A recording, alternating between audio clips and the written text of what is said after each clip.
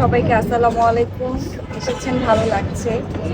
And আমার মনে হয় যে এই পুরো গল্পের যে মাস্টার আমার রাজ ভাইয়া, আমি তো চোখ বন্ধ করে কাজটি করেছি তাকে বিশ্বাস করে, কারণ এত দারুণ একটা চরিত্রে সে আমাকে ভেবেছে, আমার উপরে ওই ভরসাটা রেখেছে।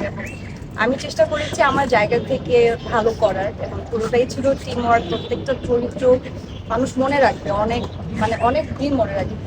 এবং আমি সবসময় একটা কথা বলেছি সব জায়গাতেই, যে আমি এমন একটা কাজই করতে চাই যে কাজটা আমাকে মানুষের মাঝে অনেক দিন বাঁচিয়ে রাখবে।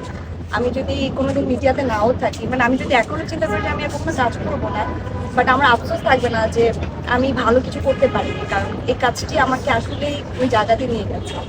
এবং একটা জিনিস খুবই ভালো লাগে যে কেয়াপায়ের বাইরে মানুষ আমাকে মেহেরিন বলে ডাকে। এমনও হয় যে আমাকে চিনে না, বাট মেহেরিনকে চিনে, যে হ্যাঁ আমি কেয়াপায়েরকে চিনি, আমি মেহেরিনকে চিনি।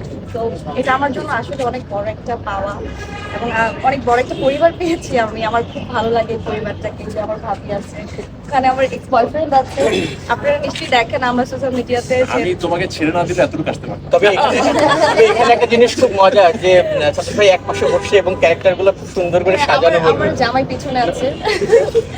তো আমার মায়ের সাথে আমার কেমিস্ট্রিটা দর্শক একভাবে প্রথমে নিয়েছে, এবং পরে পরে গিয়ে একভাবে। যে দারুণ ভাবে। তো এই যে চরিত্রগুলোর পেছনে মানুষের যে অনুভূতি তৈরি হয়েছে সেটা আসলে প্রাইসলেস।